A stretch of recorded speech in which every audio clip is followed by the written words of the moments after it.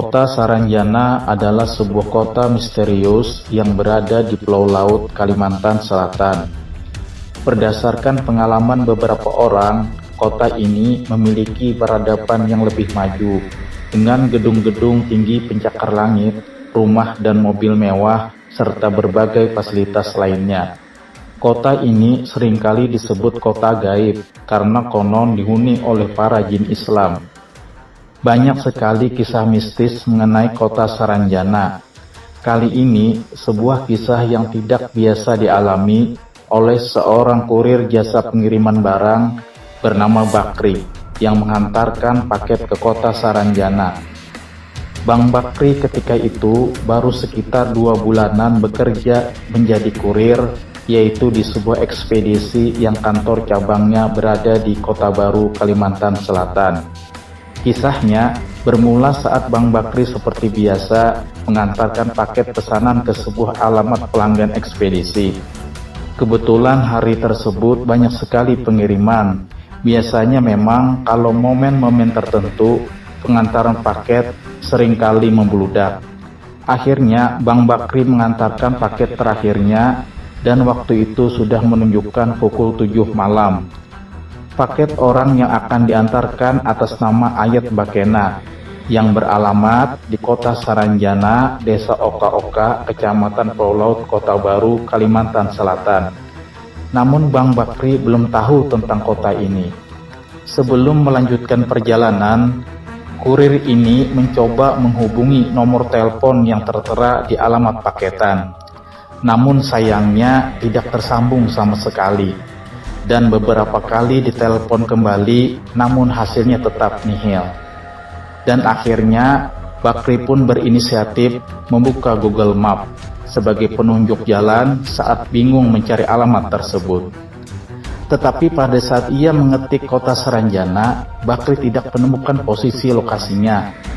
Rasanya selama dirinya menjadi kurir, baru kali ini dia tidak menemukan alamatnya di Google Map. Bakri pun akhirnya berhenti sebentar di sebuah warung kopi. Sambil mengisi perutnya yang terasa kosong, ia memesan semangkuk mie dan kopi hitam. Setelah cukup beristirahat, kurir paket ini pun bertanya pada ibu warung, "Bu, maaf, rumah Ayat Bakena di mana ya?" "Ibu gak mengenal nama itu, nak," jawab si ibu warung sambil sibuk merapikan dagangannya. "Bu, kalau mau ke kota Saranjana itu, arahnya kemana ya?" tanya si Bakri kembali. "Mau ngapain kamu ke sana, nak?" si ibu sambil merasa kaget. "Saya mau mengantarkan paket, Bu, tapi nomor telepon yang tertera susah dihubungi," jelasnya. "Kalau tidak penting, sebaiknya tidak usah ke sana, nak," kata si ibu. Karena merasa agak aneh, Bakri pun menjawab bahwa ia harus menjalankan amanah. Dan si ibu akhirnya membantu mengarahkan jalan sembari berkata, "Berhati-hatilah kau, nak."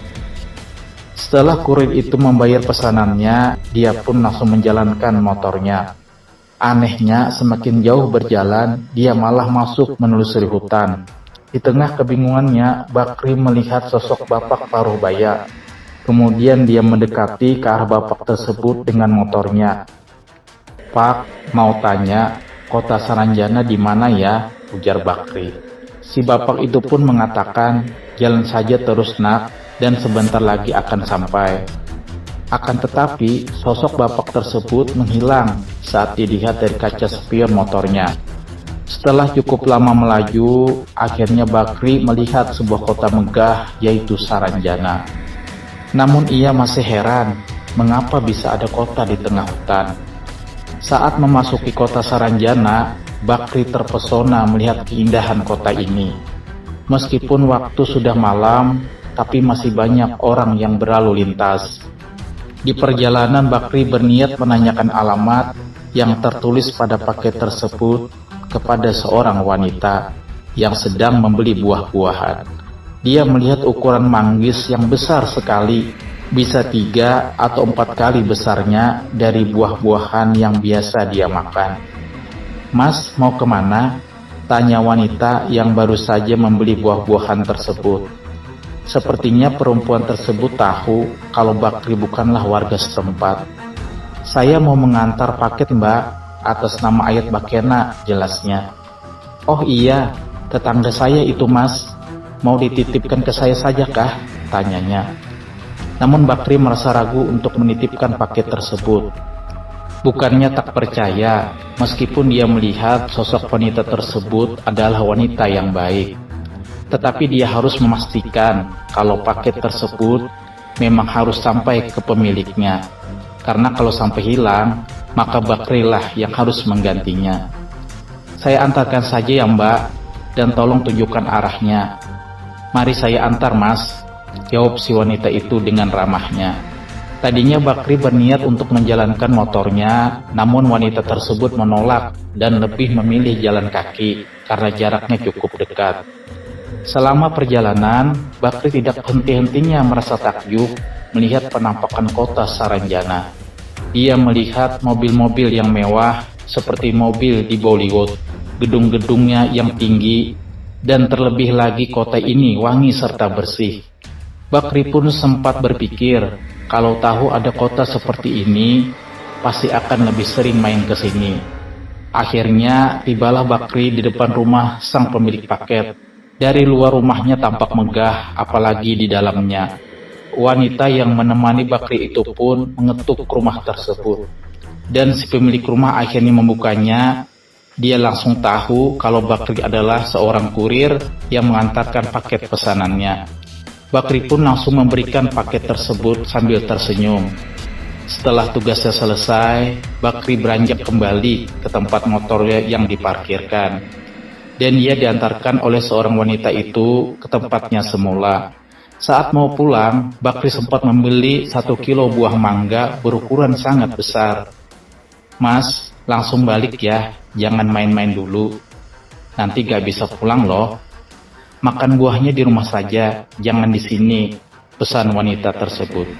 Kemudian Bakri langsung pulang ke jalan semula yang telah dilaluinya. Dia mulai meninggalkan kota mewah ini. Semakin jauh dan semakin tak terlihat kota megah tersebut di kaca spionnya. Selama mengendari motornya, dia baru sadar bahwa matahari pun mulai terbit. Padahal dia merasa belum lama di kota Saranjana, hanya sekitar 1 jam saja. Sesampainya di rumah, Bakri disambut tangis oleh orang tuanya. Katanya, dia sudah menghilang selama 5 hari lamanya. "5 hari bagaimana? Saya hanya sejam kok," kata Bakri dengan tegas. Namun setelah melihat kalender, ternyata memang benar, Bakri sudah melewatkan waktu 5 hari lamanya. Kemudian Bakri teringat dengan buah mangga yang dibelinya di kota Saranjana. Ketika dia melihat isi tasnya, buah yang semula besar berubah menjadi kecil. Bakri merasa bingung dengan segala keanehan tersebut. Setelah berhari-hari memulihkan diri dari rasa paniknya, dia mulai searching tentang kota Saranjana. Akhirnya Bakri pun menemukan berbagai fakta sesuai pengalaman yang ia temui. Kota Saranjana adalah kota gaib dengan warga yang baik dan tidak berbahaya. Namun jika kita memakan makanan mereka, mungkin memang benar tidak bisa kembali ke alam nyata lagi. Nah, sampai di sini dulu kisah mistis dari saya tentang kota gaib Saranjana, dan nantikan kisah-kisah menarik berikutnya. Terima kasih.